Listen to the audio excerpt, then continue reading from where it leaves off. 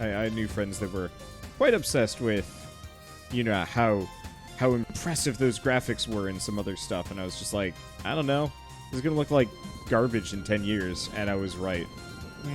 What's a good example? Well, it's the reason why, like, N64 games still look pretty good, compared to, say, PlayStation. Because, ultimately, they were going for these...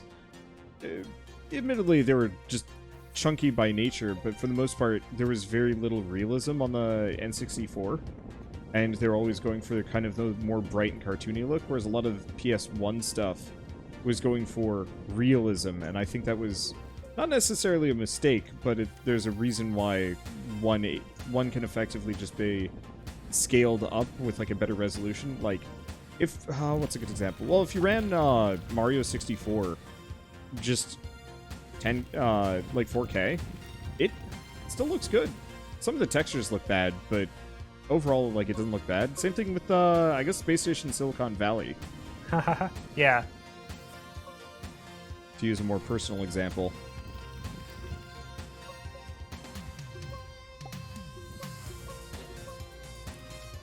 Let's see. But so, I don't know, I keep running across, I guess, various games that were lauded for their graphics back in the day, and I look at them and I'm just like, these are pretty bad. Yeah, I guess that's true. You're trying to win a contest that you can't continue winning for the same game. Yeah. It's also one of those where like, it's like, there's kind of a ceiling.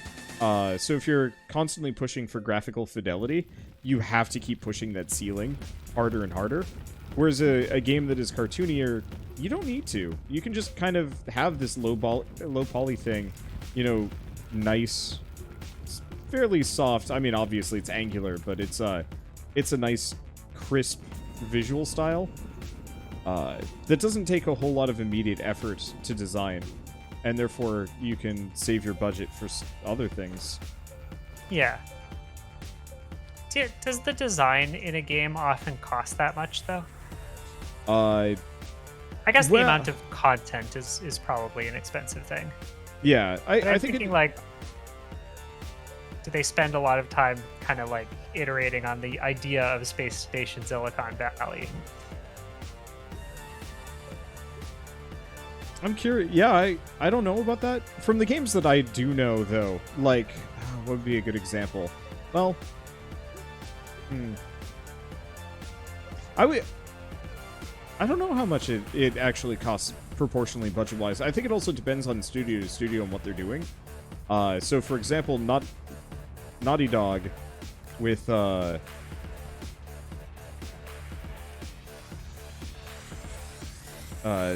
Last of Us 2, very much graphics were probably a huge cost.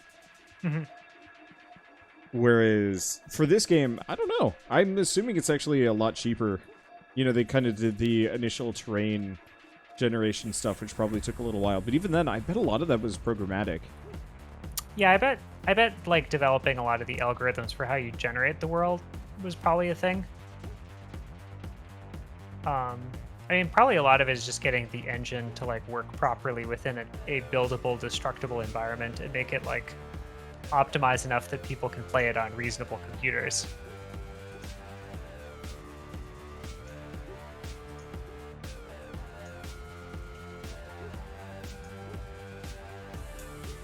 How do we loot this larger debris anyways? I think you just have to dig it up so it's loose and then you can move it around. If that's not the case, then I think you need a crane. So if I relinquish some of this stuff.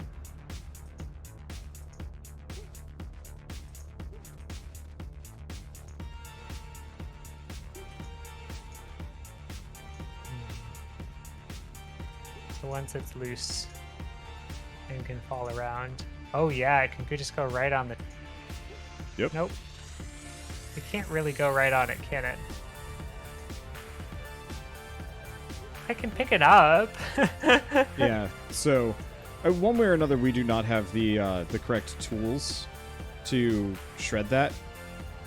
I think we could research the shredder, but I want to say we don't. I think we're going to need, like, iron or tungsten, neither of which spawn on this planet. I see.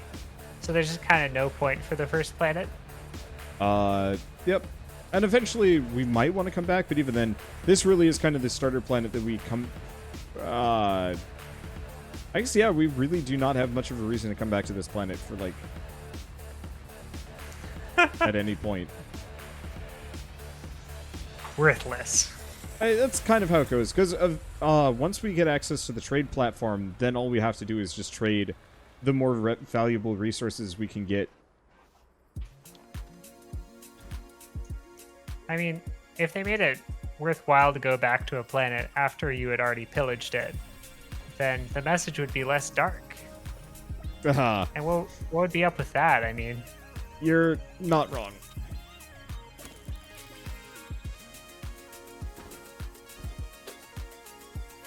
Do we need more graphite? I don't think. Or graphite? Is that what it is? Yeah, graphite.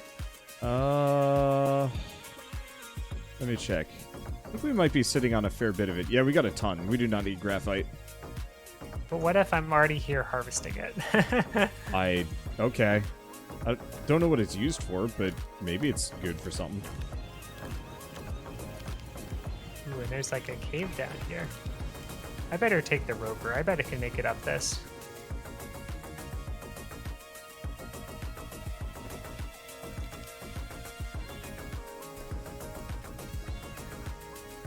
Oh, I can barely make it up this.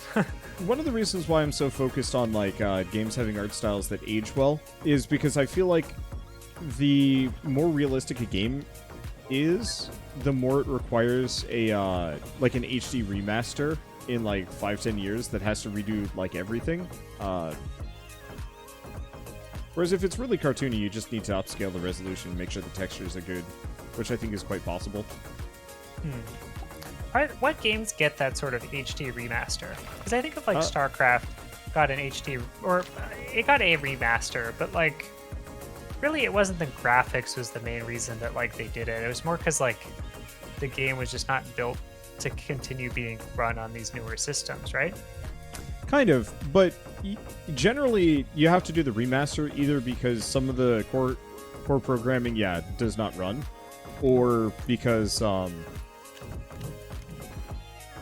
let's see. Or because it just looks like garbage and no one wants to play it.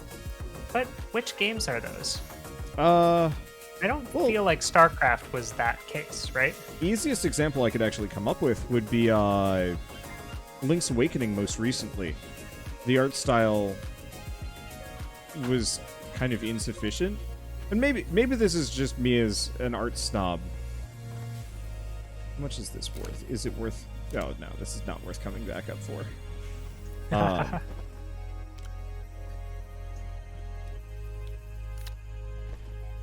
But the Link's Awakening, Legend of Zelda game that came out recently is almost one for one the same game as it always was, but with a really fresh coat of paint. Mm-hmm. And I guess that was important, so that's okay. Yeah.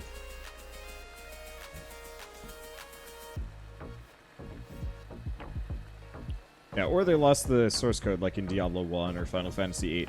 Yeah, and that is Wait, that is actually that a really common They thing. just lost the source code? Yeah, the but backups it's Blizzard. were... Blizzard is still a company. Yeah, that doesn't mean they're good. And also, like, Ship of Theseus, is it actually the same Blizzard? Well... How many people... So that's actually a really interesting point. Yeah, I guess any sufficiently old company, right? Yeah, because, like, I would say Nintendo has done a very good job of keeping on brand through all these years. I feel like Blizzard has changed drastically. What sort of changes would you specifically highlight? I mean, Blizzard used to be kind of the company that you look to for peak quality and, like, kind of the best games. They definitely lifted their ideas. but they made it so well it didn't matter so much. Because World of Warcraft was just cartoony EverQuest with some more like player-friendly mechanics. Right, and then like Warcraft itself is like Warhammer, or Warhammer. I mean, both Warcraft and StarCraft are just Warhammer because they couldn't get the license and they just made their own version. It's so funny to me how big of a mistake that was to the Warhammer people. Like they try to make Warhammer games after as like, no, you can't. Don't even try. And like there are some like decent Warhammer games nowadays, but they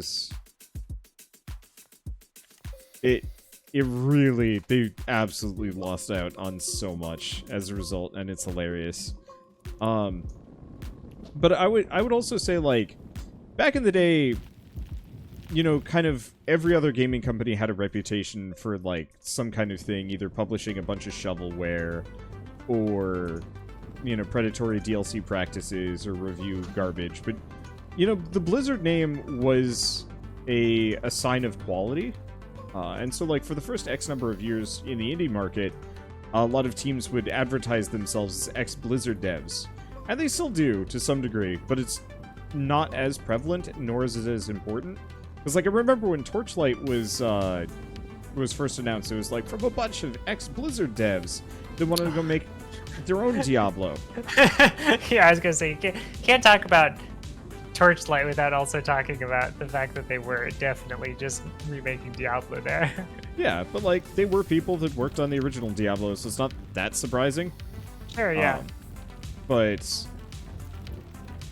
And nowadays, I think Blizzard still kind of has it, but they've been going through a lot of like recent gaffes that people have not been super happy about, either like political messaging or I mean, I think I'm gonna say like Diablo 3 is kind of the beginning of the bad reputation starting to stick. Just because Diablo 3 wasn't really a bad game. It just wasn't as good as Diablo 2. It wasn't as good as Diablo 2. They had that cash shop system. The cash shop really was a problem, though, wasn't it? Yep. Oh yeah, no, absolutely. That really does tie in with like it, because really the problem was the cash shop system was a way for them to try and continue to have capitalization off of games.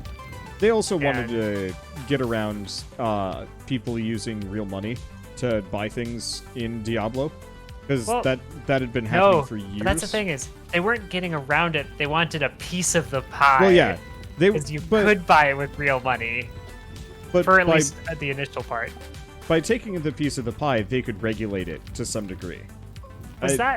Was that the concern? I mean, sort of. I mean, it's kind of the reason why like Steam is so successful instead of like GameStop, because GameStop is somewhat legal gray market games because you're just selling them used, which is actually really bad for the developers because it meant that developers weren't getting a cut. But you know, if you just put your game on Steam and just have occasional super steep sales instead, you pretty much don't have anybody calling for wanting to resell their old used games because they got them for dirt cheap anyway and they wouldn't be worth anything.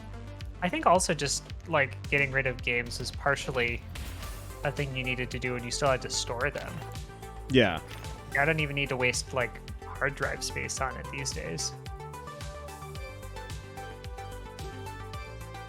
But yeah, one way or another, they definitely wanted the piece of the pie, and I can't necessarily blame them for it, but it was such a weird, dumb, boneheaded decision that, like, it was just terrible. The real money auction house in World of Warcraft, well, you can buy World of Warcraft gold now with, like, real money, which actually worked out well enough for them, because that could also be redeemed for in-game time, which meant, like, the really heavy players could just sell gold to pay for their subscription and some other stuff. Oh, so it's a way to keep more of the diehard fans, but also capitalize it on like the whale markets or stuff like that too. Yeah. And so like, I think they figured it out, but they did it so poorly in Diablo 3 that nobody... I think a lot of people have forgave them, because at this point Diablo 3 is pretty good. But... Then they did the Diablo Immortal stuff and a couple other dumb things. Oh yeah. Well, Diablo Immortal, I guess it's just the fact that people wanted Diablo 4, which would not be worse than Diablo 2, hopefully. And they hyped it up in the wrong way and led to the wrong expectations. I've noticed a lot of companies trying to do this, that, you know, our standard gaming industry didn't really get into mobile because, you know, it wasn't really worth it for them initially. And now that there's big money in the mobile market and you can exploit people with, you know, heavy wallets with almost no actual work, just like exploit as hard as you can, find your whales, and then just have everybody else kind of playing to keep the whales around. I don't know. Yeah. Right. I mean, it's certainly there. I guess.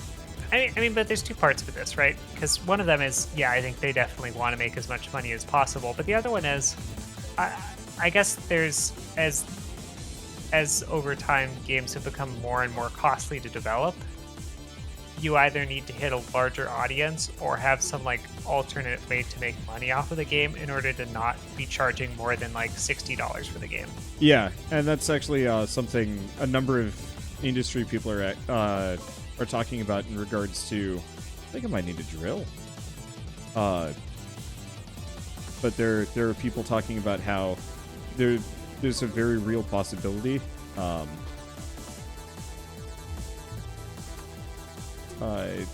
Major AAA games on like the next generation of console are going to have to be shorter, more expensive, or have even more DLC to be worth it. I mean, do you think that's because people just won't pay like $80 or $100 for a game, or is it because they talk about like a like exponential growth of the like cost of developing the games? Because I mean, like the last thing is they could just make AAA games that just like are not higher graphic quality, right? I mean, there's no reason they couldn't keep it like constant if they just like toned down some of their like. That's something I actually advocate for a lot, and I think part of the reason why I'm so passionate about how this like style over substance thing in my head. Because from my perspective, yeah, I actually drastically, I rather enjoy when games are. Oh boy, am I here yet? No. I rather enjoy when developers make games that are simpler and cost less. Let's see, what's an easy example? Ubisoft put out a game called Grow Up a couple of years ago, or Grow Home and then Grow Up as the sequel, as well as like Child of Light and a few others. And they were effectively just small little bite-sized Ubisoft games.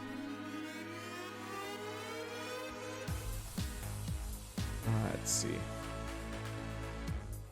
And I'm sure they took less money, but I think the profit margins weren't as much there. Like, you can put out a new Assassin's Creed and make like a shit ton, or you can put out Child of the Light and make a profit.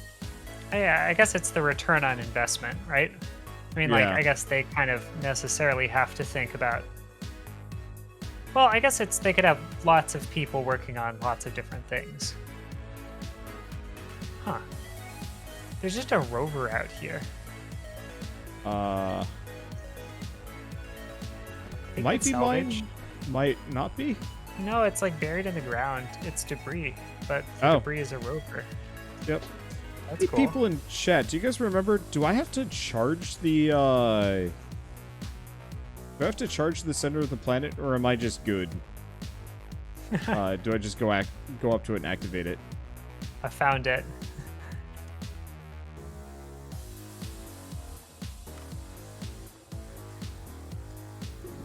Oh, I have to put a special material in. That's what it is. Now that you've dug all that digging. I'm just trying to remember if I how to handle this and whether or not I should just gun for it or not.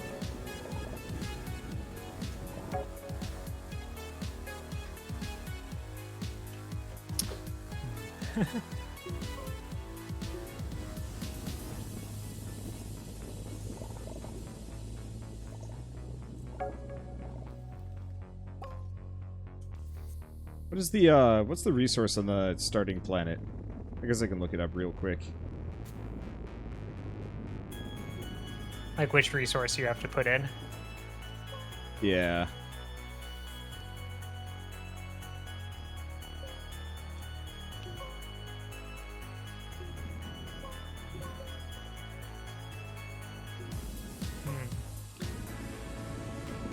I think I just found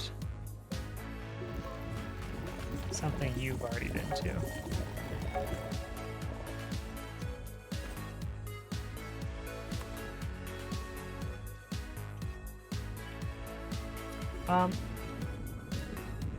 How can I tell that it's the one that you've activated already? Is it because it's got all the purple glowing lines on it? You've already activated the teleporter? Are there a bunch of windmills sitting around at the base? I'm having trouble getting to it, but there is like a supply line going to it, so I suppose that must be yours, right? That's absolutely mine. Okay. I thought I had found a new one, but then it appears I've just like wrapped around to that location. Oh. Those are in the menu in one of the tabs. The world is round in this game, right? I can't actually just like go. Is it not that big, so it's pretty plausible that I just did that? Yeah. Oh yeah. Okay. I was thinking like I didn't think I came from that direction at all, but here I am. Oh, I see. Oh, I see. Okay. Let's see. People are telling me about a planet tab you can look at. Where? Oh, planets. Here we go.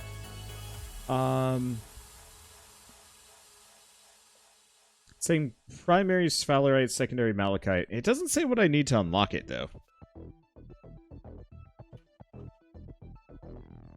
Oh, oh. Oh, well. Oh.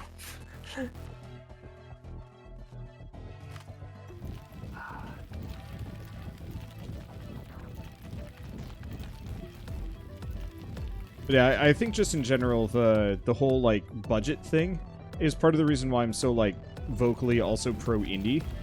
Because it seems like, I mean, it's a little bit more of a razor-thin profit margin.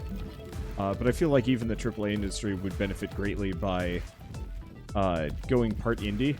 You know, you make your big games, but half the time you have your team working on small, fun, interesting games, so they don't burn out super hard. Is the team being you're describing like the same team works on like either of the two things at different times? Yeah, because like one thing I always hear about is that a lot of like big game developers, their employees don't really feel like they have a whole lot of agency, and they're constantly just grinding out these big projects, and it's a little, I'm not going to say dehumanizing, but it's rough. Yeah. I mean, do you think that it's agency, though, or is it just, like, all the other things?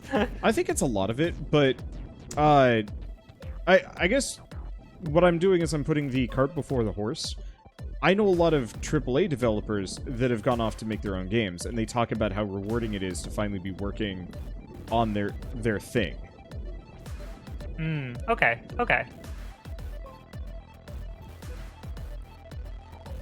I was just curious because, like, I hear a lot of other bad stories about what it's like working as a... Oh, yeah. Or just in the game industry in general seems rather exploitive. I guess mostly because, like, because they can get away with it. Yeah. I guess for really no other reason. Well, yeah, it's effectively, people are willing to put up with a lot more because it's, quote-unquote, their dream. Yeah. To work in games, since you have a lot of people that are cycling in and out, and because the pay and the work is so bad, you effectively have a bunch of 20 to 30-year-olds that are working in the AAA gaming industry, and most of the adults, the older people, check out well before. All right, so you're describing just like any part of the gaming industry there, right? Yeah. You know that. But then, like, at the same time, if you're like the gaming industry has been growing pretty rapidly, so like how long can you be in the industry, right? I guess, like, do we Like, it should necessarily be young just because... No, I mean, I guess they could hire older people, but... Yeah, I guess probably You just they don't actually need have to give the older people better benefits that keep them around. Yeah, right. Which is actually kind of apparently tough. Because a lot of them don't want to work like super crunch, which is one of the big sticking points, I think, for a lot of people. Is that like... Well, yeah, certainly the work hours in general, right? Yeah, because like, I do easily 80 hours a week. But it's on my own terms, and I still get to have a life beyond that, because I don't have all the extra fiddly bits, like business meetings, or... Well, I mean, I have like one business meeting a month. Yeah. And I don't have a commute. I spent 3 hours in meetings today, so... Oh. But I think my job is pretty, like, low on meetings relative to, like, a lot of stuff of what it could be.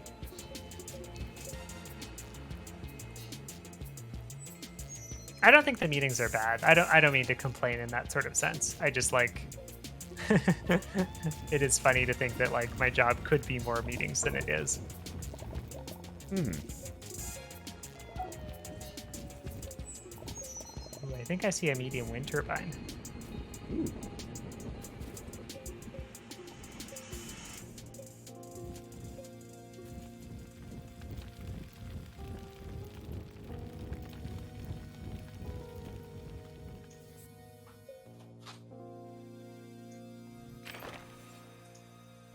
Which is this worth?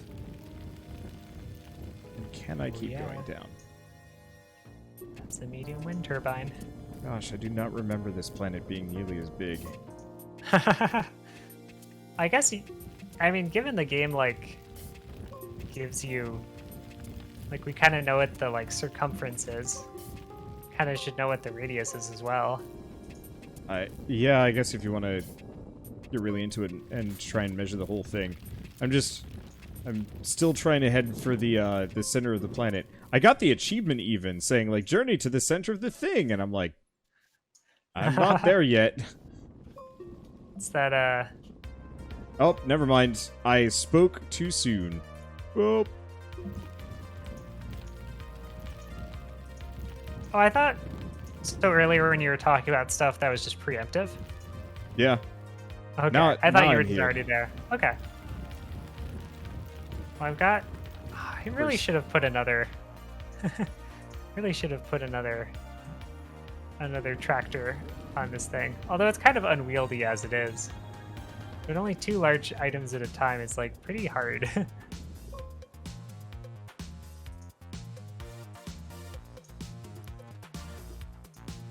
Well, this solar panel is going to have to wait around. I think... I can't just do this. The solar panel's too valuable to...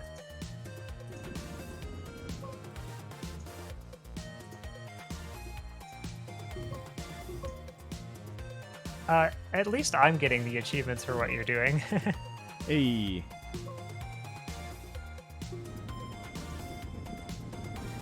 Alright, but can I juggle something while also driving the tractor?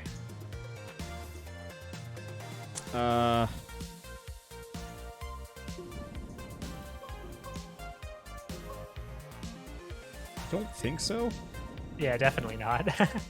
I just need to put it somewhere more prominent than where it is.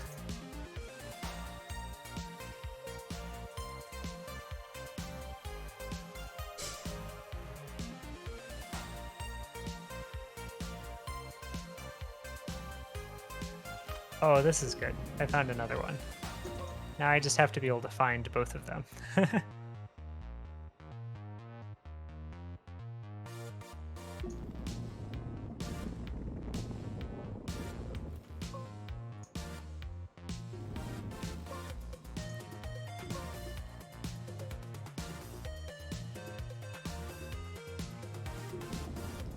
I am making a landmark.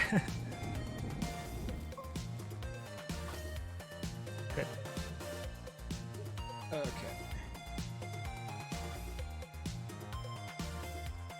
Yeah, I don't have an oxygen tank, so this is extra spooky for me. Oh yeah, I just did something like that too. I left my rover in one location, and I went to another, and now I just realized I don't know where my rover is. So I'm definitely gonna die here. Oh gosh.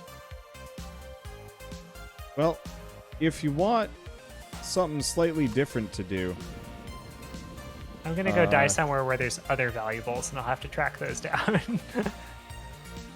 Well, unfortunately, I just gave myself a very important quest of finding all of that good stuff. fair enough. Did you have something you wanted me to do? Oh, there's a silly amount of research capsules at the center of this planet. Oh, interesting. If you want to bring down a bunch of power solutions, we could crack a lot of them open. Okay. I think we're actually power limited more than anything else right now on how much... I'm also not sure how much wind you get down here. No, actually, I'm getting wind. Getting wind. All right.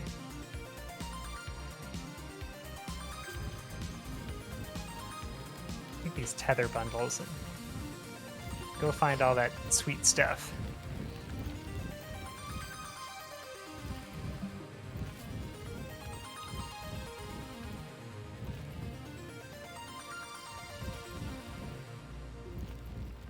Let's see. Watch this man try to climb a small rock face. And fail horribly. He can't do it. I thought you were supposed to be the rock climber guy. I mean, apparently my abilities don't extend to this character in this game. It's like a solid V0, and he just can't. Oh, wow. If he Gravity down can't, here. if he can't jump over it, it just isn't a thing he can do.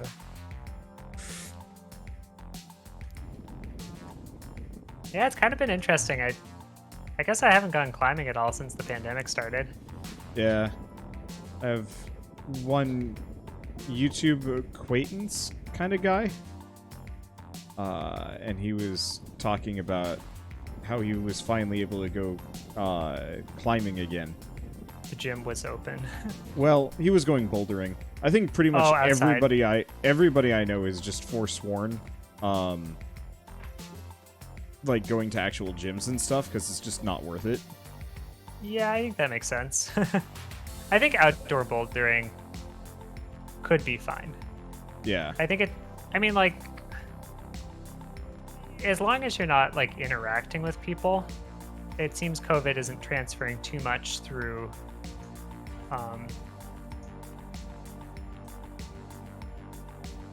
it isn't transferring too much through, like, touching things, as long as you're, like, careful about washing your hands and not, like, touching your mouth a lot and stuff like that.